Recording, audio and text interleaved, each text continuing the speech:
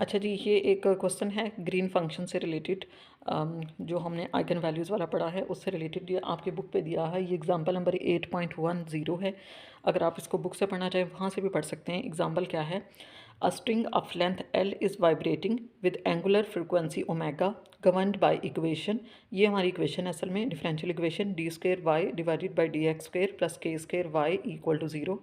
और यहाँ पे इसने कहा कि जो के है वो इक्वल है ओमेगा ओवर सी के। ठीक है, क्या हमने फाइंड करना है? Find green function in terms of eigenvalues subject to boundary conditions y of zero equal to zero equal to y of L. ठीक है, तो आपने ग्रीन फंक्शंस फाइंड करना है किसकी फॉर्म में? इन टर्म्स ऑफ आइगन वैल्यूज़। ठीक है, और उसके बाद आपने ये वाली जो बाउंड्री कंडीशंस हैं ये भी अप्लाई करनी है। ठीक है, तो सबसे पहले हम वो इक्वेशन देखेंगे जो हमारी दी हुई है। ये इक्वेशन है, इस इक्वेशन से हमने करेक्टरिस्टिक इक्वेशन बनानी है। ठीक है, इसको सॉल्व हमने करना है। अब करेक्टरिस्टिक इक्वेशन के लिए उसने कहा के स्केयर को हम लैम्डा के इक्वल रख लेते हैं, क्योंकि हमने पीछे पढ़ा था कि जो ऑपरेटर है वो हम लैम्डा यूज़ करेंगे। ठीक है, तो यही इक्वेशन आपकी ये बन जाएगी। के स्केयर की जगह पर आपने लैम्डा पुट कर दिया। अब आप इसकी करेक्टरिस्टिक इक्वेशन बनाएं जैसे आप पहले पढ़ चुके हैं। तो ये आ जाएगा D square plus lambda equal to zero. यहाँ से डी की वैल्यू आ जाएगी plus minus under root lambda iota. ठीक है, अब इसका हम एक सोल्यूशन लिखेंगे।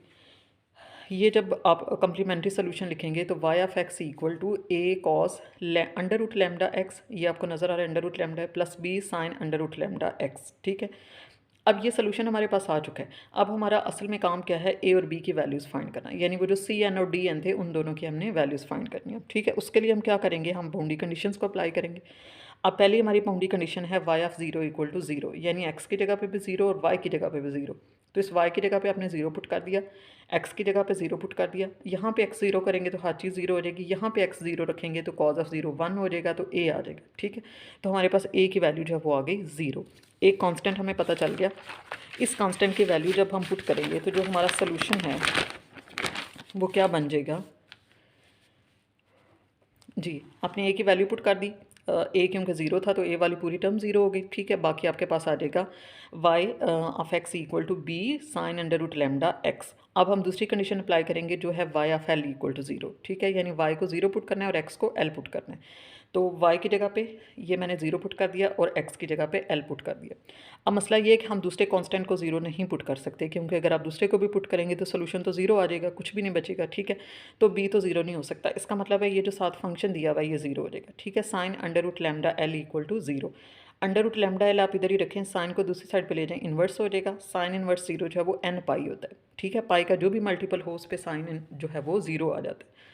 तो under root lambda L equal to N pi. यहाँ से अंडर रूट लैम्डा की वैल्यू आपके पास आ गई एन पाई ओवर एल, और लैम्डा की वैल्यू आ गई N square pi square over L square. ठीक है, तो यहाँ आप इसको लैम्डा एन भी कह सकते हैं, और उसकी वजह ये है क्योंकि ये जो वैल्यू है ये एन पे डिपेंड करेगी। तो जिस तरह का आप एन पुट करेंगे उतनी ही आपके पास लैम्डा की वैल्यूज हैं वो आती जाएंगी। ठीक है, तो अब जो हमारा आइगन फंक्शन बन गया वो ये बन गया Y of X equal to B sine, ये क्या है? ये अंडर रूट लैम्डा है, उसकी वैल्यू हम पुट कर रहे हैं N pi L into X. ठीक है, अब हमें फाइंड करना है जी बी, और इसके लिए हम नॉर्मलाइजेशन वाली कंडीशन जो है वो अप्लाई करेंगे, और वो कंडीशन हमारे पास zero to L Y star of X Y of X D X equal to one. अब देखें ये जो वाई स्टार है ये वही है जिसको हमने यू स्टार पीछे पढ़ा है। ठीक है, तो वही चीज़ आई। अब आप वैल्यू पुट करें zero to L Y of X की, ये हमारे पास वैल्यू है, स्टार की भी वही वैल्यू होगी। ठीक है, दोनों की एक जैसे वैल्यूज़ पुट करेंगे तो ज़ाहिर है उनका स्क्वायर हो जाएगा, बी का स्क्वायर हो जाएगा, साइन का स्क्वायर हो जाएगा, और साथ डी एक्स आ जाएगा और इक्वल टू वन। अब बी कांस्टेंट उसको बाहर कर दें, साइन स्क्वायर का फार्मूला लगाएं। अब फार्मूला लगाने के बाद आप इसकी इंटीग्रेशन ले लें। जब आप इसकी इंटीग्रेशन लेंगे तो लिमिट है हमारे पास ज़ीरो से एल, फिर इसमें लिमिट्स पुट कर देंगे। जब आप लिमिट पुट करेंगे तो आपके पास आ जाएगा B square over two into L equal to one. तो यहाँ से B square equal to two over L, two multiply हो जाएगा और एल डिवाइड हो जाएगा, और जब आप बी लेंगे तो ज़ाहिर है ये under root two over under root L आ जाएगा।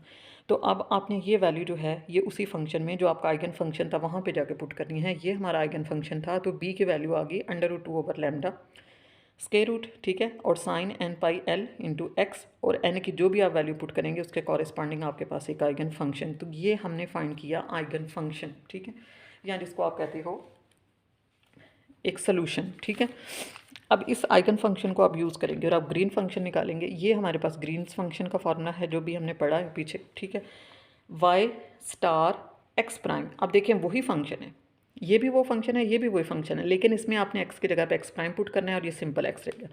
और divided by lambda N minus lambda, ठीक है।